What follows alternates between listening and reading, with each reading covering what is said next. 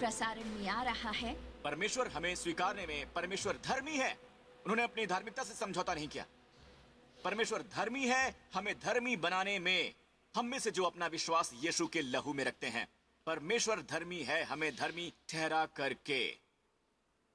Hallelujah, आमीन, आमीन। अब देखिए दोस्तों, ये आधारभूत सत्य नहीं है।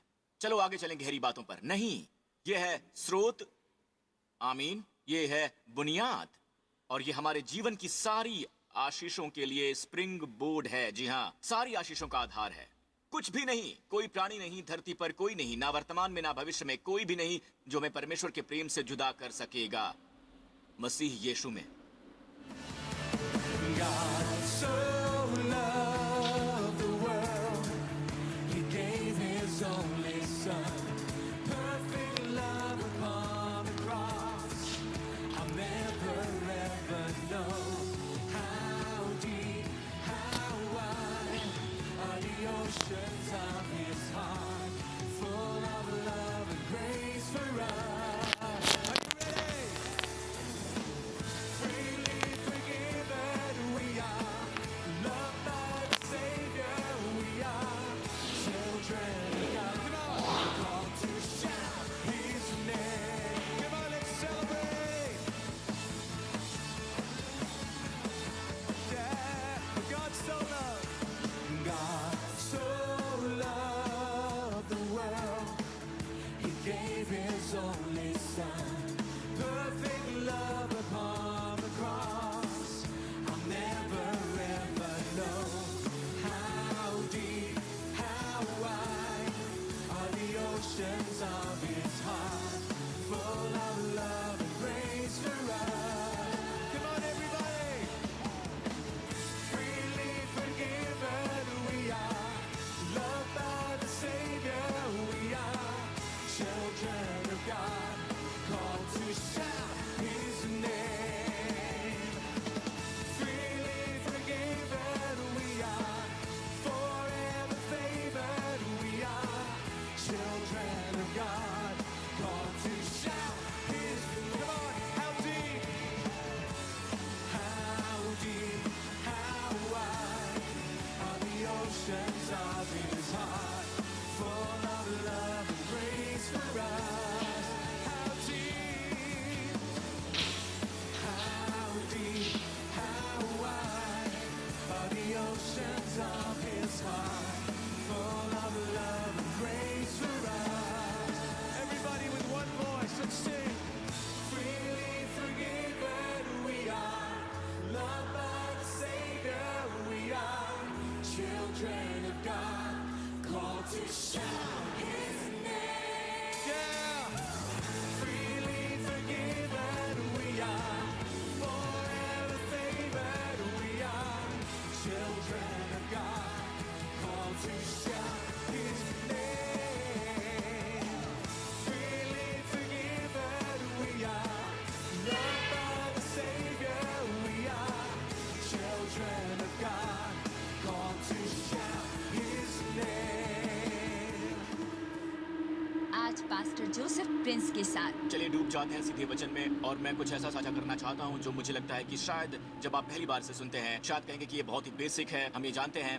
पर क्या हम जानते हैं इसके प्रति ज्ञान की कमी के कारण, और खासकर जो गलत धारणाएं हैं हमारी खास इस विषय पर, ठीक है, इस खास विषय पर, राइट, हमारे जीवन में इसके परिणाम होते हैं जो बहुत ही स्पष्ट होते हैं। पर क्या हम जानते हैं, मिसाल के तौर पर क्या आप अनुभव कर रहे हैं दौरे, कड़वाहट के और घृणा के, खासकर इस लॉकडाउन के दौरान भी अगर आपको दौरे पड़ते हैं और वो बढ़ते ही जाते हैं, राइट, आपकी पत्नी के साथ, जहां आप हमेशा झगड़ रहे होते हैं, आप गुस्सैल हैं, आप पाते हैं कि अपने प्रियजनों के बारे में आपके विचार बुरे हैं, और यहाँ तक कि माँ बाप और बच्चों के बारे में भी, और उनके परिपक्व बेटों वगैरह के बारे में भी। मैं समझ सकता हूँ कि लॉकडाउन किसी को भी बेसब्र बना सकता है, और क्योंकि हम देखते हैं कि सर्वोत्तम और साथ ही साथ हम बदतर भी देखते हैं, लेकिन उससे कहीं ज़्यादा, उससे कहीं गंभीर ये है कि ये हमें बताता है कि सचमुच हम किस पर विश्वास करते हैं और हम नई वाचा के बारे में क्या समझते हैं।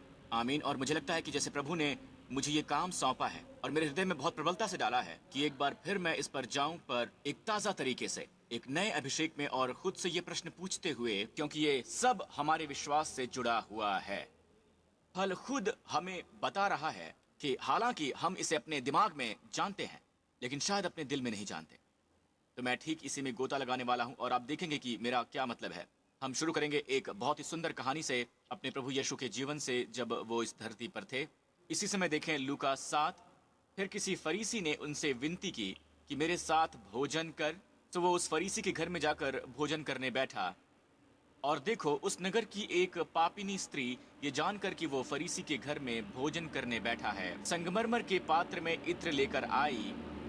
ध्यान दीजिएगा, और उसके पाँवों के पास पीछे खड़ी होकर रोती हुई उसके पाँवों को आंसुओं से भिगाने और अपने सिर के बालों से पोंछने लगी, और उसके पाँव बार बार चूमकर उन पर इत्र मला।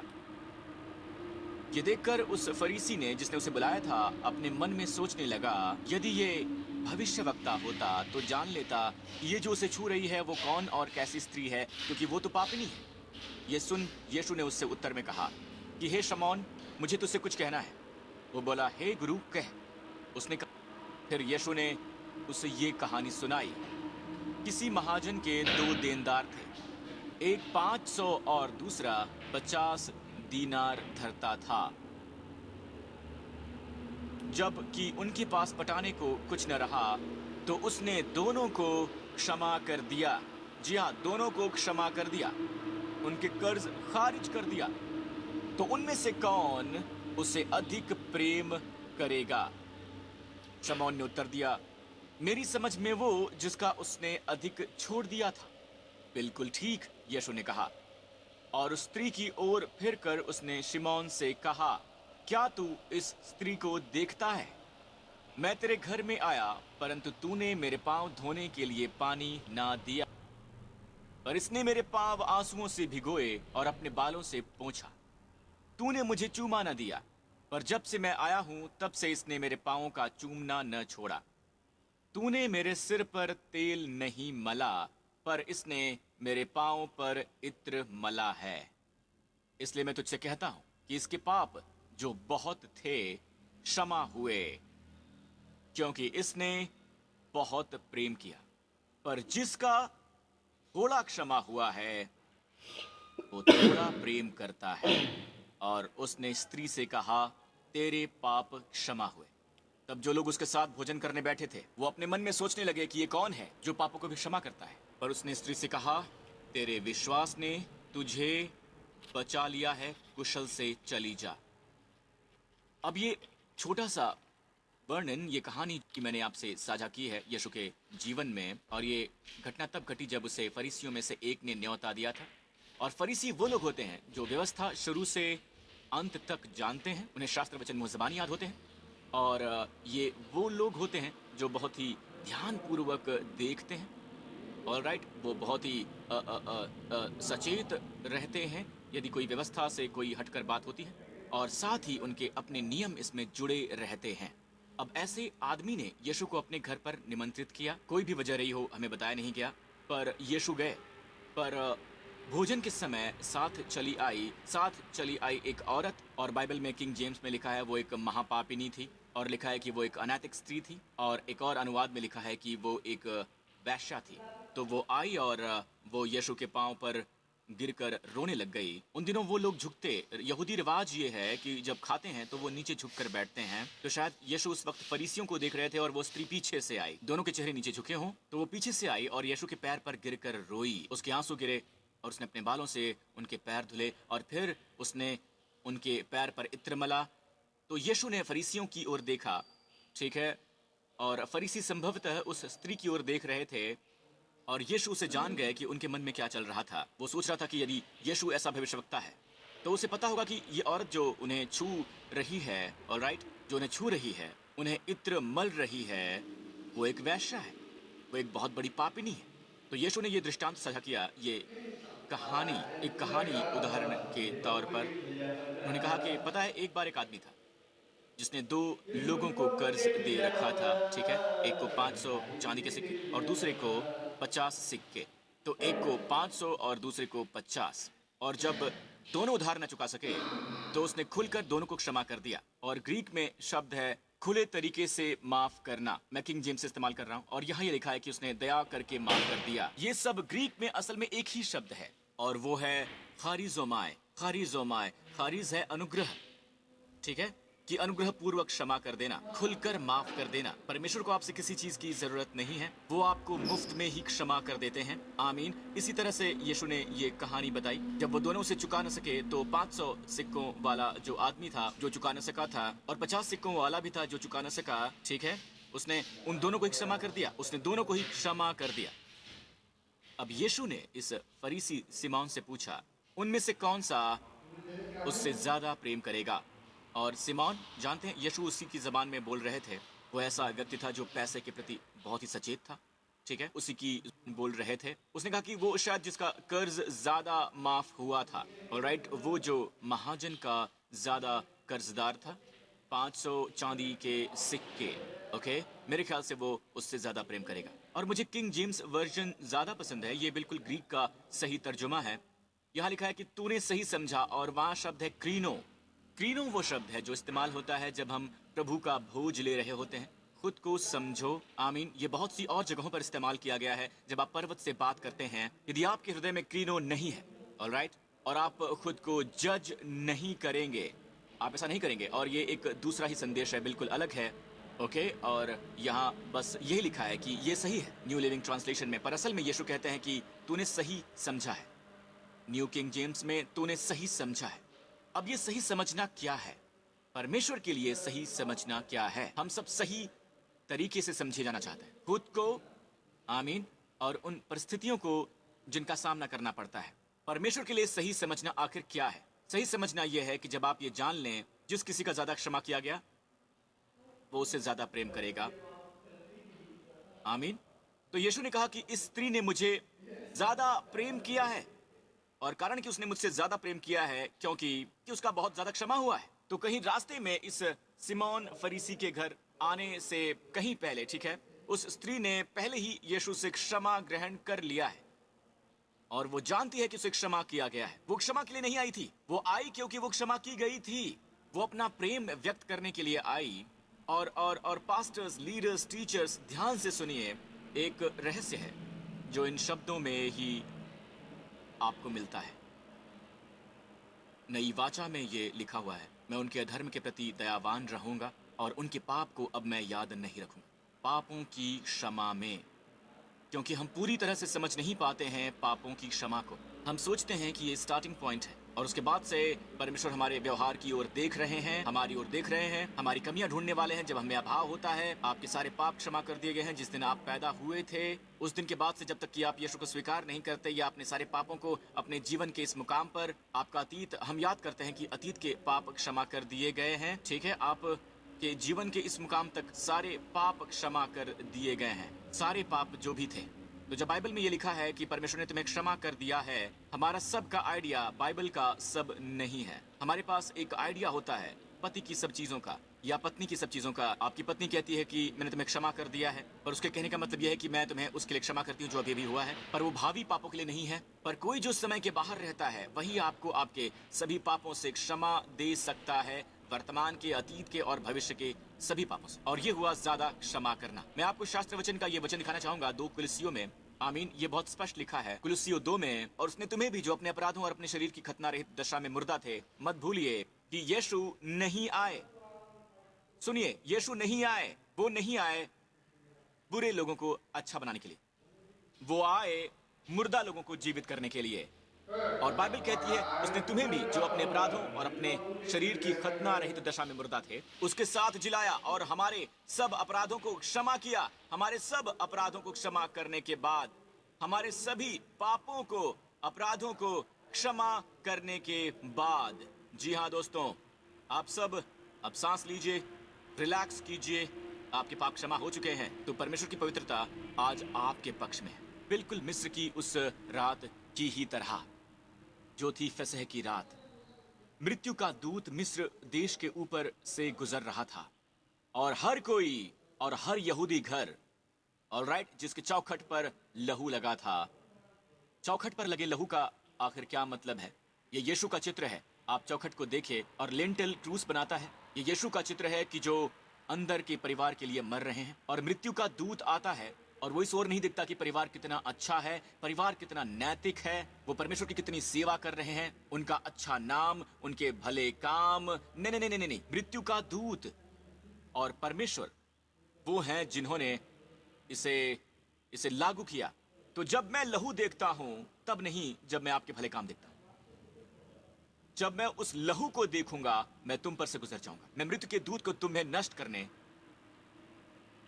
के लिए अंदर नहीं आने दूंगा। तो अब परमेश्वर की पवित्रता आपकी तरफ है। क्यों? ये बिल्कुल ऐसे है जैसे परमेश्वर आपके दरवाजे पर खड़े हों जहां ये लहू है। क्यों? क्योंकि लहू को बताता है कि यहां एक मृत्यु हुई है। तुम इस घर के पहलौठे नष्ट नहीं कर सकते। अब तुम उसे और नहीं मार सकते क्योंकि मृत्यु दी जा चुकी है। मृत्यु हो चुकी है पहले ही।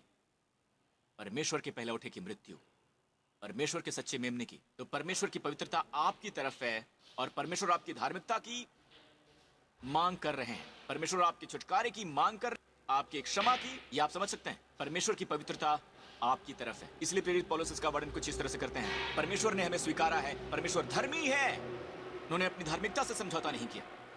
परमेश्वर धर्मी है हमें धर्मी बनाने के लिए। हम में से जो अपना विश्वास यीशु की लहू में रखते हैं, परमेश्वर धर्मी है हमें धर्मी ठहरा करके। जी हां, हालेलुया, आमीन, आमीन। अब दोस्तों ये कोई आधार नहीं है, चलो आगे चलें और गहरी बातों पर नहीं, ये स्रोत है। आमीन, जी हाँ, ये बुनियाद है और ये हमारे जीवन की सारी आशीषों के लिए स्प्रिंग बोर्ड है। ये हमारी सब आशीषों का आधार है। हम इस पर विश्वास नहीं करते। भजन संहिता 103 में पहला फायदा ये शुरू होता है हमारे सभी पापों की क्षमा से। अगर हम इस पर विश्वास नहीं करते तो हम अपनी सभी बीमारियों की चंगाई के लिए तैयार नहीं हैं। आमीन, नाश से छुटकारा पाने के लिए, उकाव की नाई अपनी जवानी को नया करने के लिए, ये सारे के सारे लाभ बाद में आते हैं जब हम जान लेते हैं उस सबसे पहले लाभ को, हमारे सभी पापों की क्षमा। और हम में से बहुत जानते हैं हम चलती फिरती सिविल वॉर हैं। हम विश्वास नहीं करते कि सचमुच परमेश्वर ने हमें सारे पापों से क्षमा दी है। तो हम कई बार अपने आप पर कठोर हो जाते हैं, और क्योंकि आप खुद पर कठोर हो जाते हैं, आप अपने बच्चों पर कठोर हो जाते हैं,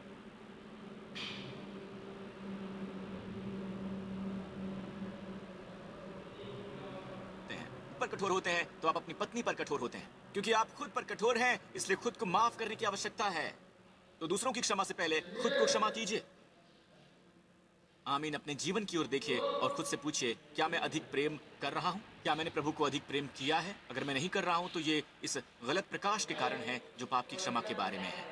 मैं अब भी सोचता हूं कि मुझे अपना रास्ता कमाना होगा, मुझे करना होगा, पता है, मुझे और ज्यादा प्रायश्चित करना होगा। प्रायश्चित के बारे में क्या? पौलुस ने इस पर उपदेश दिया प्रेरितों के काम 20 में। परमेश्वर की ओर मन फिराना और हमारे प्रभु यीशु मसीह पर विश्वास करना चाहिए। दूसरे शब्दों में, यदि आप बाईं ओर मुड़ते हैं तो आप दाईं ओर नहीं देख रहे हैं। आप दाईं ओर नहीं देख रहे हैं। ये बहुत ही गहरी बात है, ठीक है? ध्यान से सुनिएगा, इसे मिस मत कीजिए।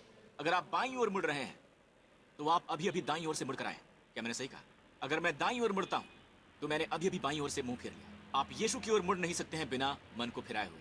मन फिराना है प्रभु यीशु की ओर मुड़ जाना। और यही मतलब है यीशु का जब उन्होंने कहा मन फिराओ, जब वो इस धरती पर चल रहे थे, मन फिराओ और सुसमाचार पर विश्वास करो। मन फिराओ क्योंकि स्वर्ग का राज्य आने वाला है। क्या ये मतलब है कि उन्हें एक एक करके उनके पाप को आगे लाना होगा, उस हर एक के लिए प्रायश्चित करना होगा? नहीं, यह है मेरी ओर मुड़ना, मुझ पर विश्वास करना कि मसीहा, अब परमेश्वर का राज्य यहाँ है क्योंकि मैं यहाँ हूँ। आमीन। प्रायश्चित, मेटोनोए, अपना मन फिराओ, अपना मन फिराओ। आप किसी से मुड़ नहीं सकते बिना किसी और का सामना किए। अगर आप किसी का सामना करते हैं तो आप बस दूसरे से मुड़ गए। मनुष्य प्रायश्चित के बहुत सी चीजों से मन फिराते हैं, पर मैं प्रायश्चित नहीं कर रहा हूं। असल में प्रायश्चित कुछ ऐसा है जो हर समय होता है हमारे जीवनों में। यहाँ तक कि इस वक्त भी इस उपदेश की वजह से बहुत से लोग मन फिरा रहे हैं। आप मन फिरा रहे हैं पाप की क्षमा के बारे में अपनी समझ से। आप प्रायश्चित कर रहे हैं उन चीजों के बारे में, अपना मन फिरा रहे हैं उन बातों से जो आप देश में देखते हैं। शायद आप शब्द प्रायश्चित का इस्तेमाल करें या शायद आप इसका इस्तेमाल ना करें, पर सबसे महत्वपूर्ण बात यह है कि आप प्रायश्चित कर रहे हैं, आप अपना मन बदल रहे हैं। आमीन। परमेश्वर की ओर, हालेलुया। परमेश्वर की ओर मन फिराने का मतलब है कि आप सोचते हैं, आप सोचा करते थे कि परमेश्वर आपके विरुद्ध है, अब पौलुस कहता है कि परमेश्वर की ओर मन फिराओ। परमेश्वर की ओर का मतलब है अब आप परमेश्वर के बारे में अलग सोचते हैं और परमेश्वर बाहर है, आपको ढूंढ रहे हैं। वो आपकी तलाश कर रहे हैं, आपका न्याय करने के लिए नहीं, आपका अपराध क्षमा करने के लिए, आपका उद्धार करने के लिए, आपको आशीष देने के लिए, चंगाई देने के लिए, अपने करीब लाने के लिए, अपने पुत्र और पुत्री के रूप में एक नई समझ देने के लिए। हालेलुया। तो पौलुस कहता है ये परमेश्वर की ओर से मन फिराना है। आमीन। पाप के प्रायश्चित के बारे में क्या पास्टर प्रिंस? सुनिए, क्या आप कहेंगे कि पाप की सबसे जहरीली दवा प्रेम है? प्रेम उस व्यवस्था की पूर्ति है। पर आप प्रेम कैसे पाते हैं? प्रेम पाप को तबाह करता है। अधर्म का प्रायश्चित कृपा और सच्चाई से होता है। नीति वचन 16:6। आपको प्रेम कैसे मिलता है? प्रेम व्यवस्था की पूर्ति है। क्या आप समझते हैं? व्यवस्था की पूर्ति पाप है ना? तो मैं प्रेम में कैसे चलूं? मैं प्रेम को कैसे प्राप्त करूं? खैर, हमने आज ही सुना है, यीशु ने कहा जिसका ज्यादा क्षमा किया जाता है वो ज्यादा प्रेम करेगा। हम प्रेम करते हैं क्योंकि उसने हमसे पहले प्रेम किया। अब दोस्तों, अब मैं इसे समाप्त करना चाहूंगा।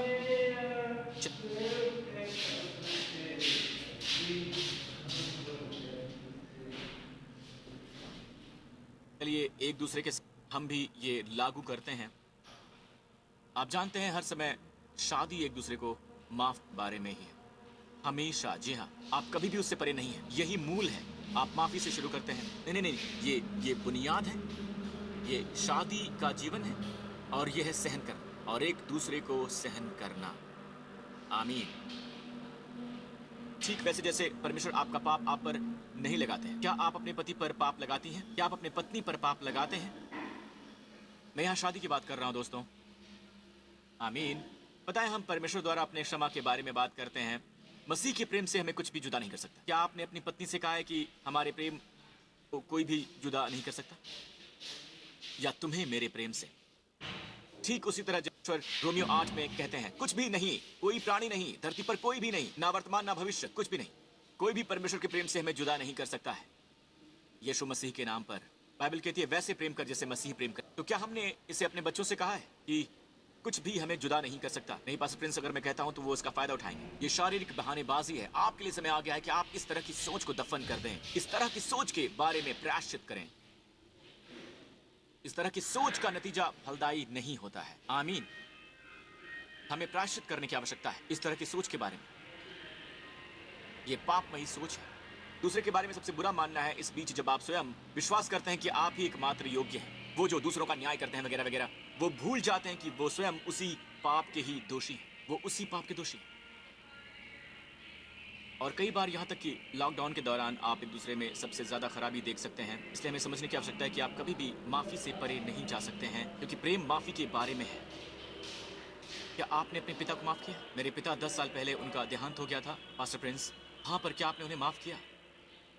वो परिपूर्ण नहीं थे। क्या आपने उन्हें क्षमा कर दिया है? यदि नहीं, तो जीवन में कहीं ना कहीं सबसे पहले एहसास कीजिए कि परमेश्वर ने आपको क्षमा कर दिया है उन चीजों के लिए जो आप अपने पिता के लिए करने में असफल रहे हैं। उन चीजों को जिसका आप सपना देखते रहे हैं कि मैं अपने डैड के लिए कैसे कर सकता हूँ, ऑलराइट? और आप दोषी महसूस करते हैं। और यदि आप उस दोष भावना को दावत देते हैं तो ये आपके संबंध को प्रभावित करती है। आपके बच्चों के साथ अभी के संबंधों को, अपने पति के साथ संबंधों को, आप जो कुछ भी करने में असफल रहे हैं उसके लिए आपको क्षमा किया जा चुका है। आमीन। और आपके पिता जो स्वर्ग में है, आमीन, या आपकी माँ जो स्वर्ग में है, वो नहीं चाहती कि आप उस दोष भावना से घिरे रहें जो शत्रु हर दिन आप पर लगाता है उन चीजों के लिए जो कि आपने किया होता। आमीन। अतीत में जीना बंद कर दीजिए। आप अपने पाप से क्षमा पा चुके हैं। आमीन। कुछ बातें हैं जिन्हें हम जीवन में कभी न कभी करते हैं, जिनके बारे में हम स्वयं को धिक्कारते हैं कि काश कि मैंने उसे ना किया होता, पर ये बातें हो चुकी हैं। आमीन। पता है, स्वयं से हताश होना असल में है अपने आप में विश्वास करना। और बाइबल कहती है कि अपने आप पर विश्वास मत करो। आमीन। प्रभु में विश्वास करो। प्रभु की स्तुति। खैर, मैं यीशु के नाम पर विश्वास करता हूं कि इस प्रकाश की आपके अंदर मजबूत तरीके से घर वापसी हो रही है। मैं यीशु के नाम पर प्रार्थना करता हूं कि आप इसे आने दें परमेश्वर से। आमीन। आपके लिए आपके सभी पापों की माफी के संदर्भ में केवल प्रकाश ही नहीं, हम उसमें हर दिन जिए, पर साथ में एक दूसरे के साथ भी। आमीन। एक दूसरे के साथ। आमीन। जिस तरीके से परमेश्वर ने मुझे क्षमा किया है, क्या मैं उसी तरह से अपने दोस्तों को भी क्षमा कर रहा हूं? क्या मैं दूसरों को भी उसी तरह क्षमा कर रहा हूं? आमीन। अगर नहीं तो आप ऐसा क्यों नहीं करते हैं? आमीन। प्रभु की स्तुति हो। अगर आपने यीशु को अपना व्यक्तिगत उद्धारकर्ता और प्रभु स्वीकारा नहीं है तो मैं चाहता हूं कि आप मेरे साथ अभी से प्रार्थना करें। आमीन। दोस्तों, मैं परमेश्वर को धन्यवाद करता हूँ कि आप इसे देख रहे हैं और आप पर पापों की क्षमा की घोषणा हो गई है परमेश्वर के मेमने के लहू के द्वारा, मसीह यीशु के लहू के द्वारा। यदि ये आप हैं तो मेरे साथ ये प्रार्थना कीजिए। ये एक साधारण प्रार्थना है, कुछ ऐसा नहीं जो आप करते हैं, ये वो है जिस पर आप विश्वास करते हैं। आमीन। इस प्रार्थना को कीजिए। हे स्वर्गीय पिता, मैं आपके पुत्र के वरदान के लिए आपका धन्यवाद करता हूँ और मैं धन्यवाद करता हूँ परमेश्वर के सच्चे मेमने के लिए जिसने क्रूस पर मेरे सभी पाप ले लिए, सारे के सारे पाप। उसे सजा दी गई और दंडाज्ञा दी गई मेरी जगह पर, ताकि मुझे हमेशा के लिए धर्मी घोषित किया जाए, हमेशा के लिए, क्योंकि उसने चिरस्थायी धार्मिकता लाई है। हे पिता, आपने उसे मुर्दों में से जिला दिया एक घोषणा के रूप में कि मेरे सारे पाप प्रभावशाली रूप से हटा लिए गए हैं। विश्वास कीजिए और मैं आपका धन्यवाद करता हूं पिता कि मेरे सारे पाप क्षमा कर दिए गए, वर्तमान, अतीत और भविष्य के सारे पाप। मैं उस जीवन से प्रायश्चित करता हूं और यीशु की ओर मुड़ता हूं और मैं यीशु मसीह का धन्यवाद करता हूं। और कहिए, यीशु मसीह मेरे प्रभु और उद्धार करता है। आमीन। दोस्तों, अगर आपने ये प्रार्थना की है तो अब आप परमेश्वर के पुत्र हैं। आपके अंदर की सारी पुरानी बातें बीत चुकी हैं और आपके अंदर सभी बातें स्वर्ग से हैं, परमेश्वर से हैं। सभी बातें नई बन गई हैं। अब आप मसीह में एक नई सृष्टि हैं। आमीन। प्रभु की स्तुति। अब मैं चाहूंगा कि आप सब अपने पांव पर खड़े हो जाइए और अपने हाथ ऊपर उठाइए इस आशीष को ग्रहण करने के लिए। प्रभु आपको आशीष दें पिता अब्राहम की आशीषों से। प्रभु आपको आशीष दें व्यवस्था विवरण 28 की आशीषों से, क्योंकि आपके सभी पाप क्षमा हो चुके हैं। प्रभु आपको आशीष दें अच्छे स्वास्थ्य की। प्रभु आपको आशीष दें कि आप जो कुछ भी करें वो समृद्ध हो और आपके विरुद्ध जो भी हथियार बनाए जाएं वो असफल हो जाएं। परमेश्वर आपको आशीष दें मन की शांति के लिए, बहुत बड़ी शांति और सलामती। परमेश्वर आपको आशीष दें उनके साथ अंतरंग चलन में और अंतरंगता के लिए जो एक वरदान के रूप में आती है। आमीन। इस पूरे सप्ताह आपको आपके प्रियजनों को सुरक्षित रखें। पूरे सप्ताह कोविड-19 से सलामत रखें। हर बार जब आप बाहर जाएं यीशु के नाम पर। परमेश्वर आपको कोविड-19 से सलामत रखें इस पूरे सप्ताह, आपको और आपके पूरे परिवार को। परमेश्वर आपको सलामत रखें सभी बुरी ताकतों से। परमेश्वर अपना चेहरा आप पर चमकाएं, आपके प्रति दयालु हो, क्योंकि आपके सभी पाप क्षमा हो गए हैं उसके पुत्र के लहू के द्वारा। और प्रदान करें आपको और आपके प्रियजनों को शालोम, शांति, यीशु के नाम पर। आमीन। परमेश्वर आपको आशीष दें। मैं आपसे फिर मिलूंगा। God so loved the world, He gave His only Son. Perfect love upon the cross. I'll never ever know how deep, how wide are the oceans of His heart, full of love and grace for us. Are you ready? Freely forgiven we are, loved by the Savior we are, children of God. Come on, called to shout His name. Come on, let's celebrate. Yeah, God so loved the world, He gave His only Son. Perfect love upon the cross. I'll never ever know how deep, how wide are the oceans of His heart, full of love and grace for us. Come on, everybody. Freely forgiven we are, loved by the Savior we are, children of God, called to shout His name.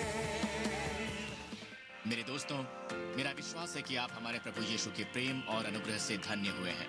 अगर आपने इस सेवकाई द्वारा अपने जीवन में एक सफलता का अनुभव किया है तो हमें बहुत पसंद आएगा आपसे इसके बारे में सुनना। कृपया लिखें और अपना स्तुति विवरण हमारे साथ साझा कीजिए। मैं आपको प्रोत्साहित भी करूंगा कि आप सुसमाचार के प्रचार की तरफ मुड़ें। मैं प्रार्थना करता हूं कि आप हमारे अद्भुत उद्धारकर्ता के और समीप आएंगे और जानेंगे जो उन्होंने हमारे लिए किया है। प्रभु आपको आशीष दे। जोसेफ प्रिंस के साथ आज का प्रसारण देखने के लिए धन्यवाद। हमारे साथ न्यू क्रिएशन टीवी में जुड़ने के लिए या मसीह से केंद्रित साधन पाने के लिए कृपया हमारी वेबसाइट newcreationtv.org पर जाएं। हर दिन उत्साहित हों और तरोताजा हों ये जानकर कि हमारे प्रभु हमसे कितना प्रेम करते हैं। हमारा मानना है कि आपके दशमांश पर आपकी स्थानीय चर्च का अधिकार है। आप हमेशा अत्यधिक आशीषित, अनुग्रहित और प्रेम के भागी रहें।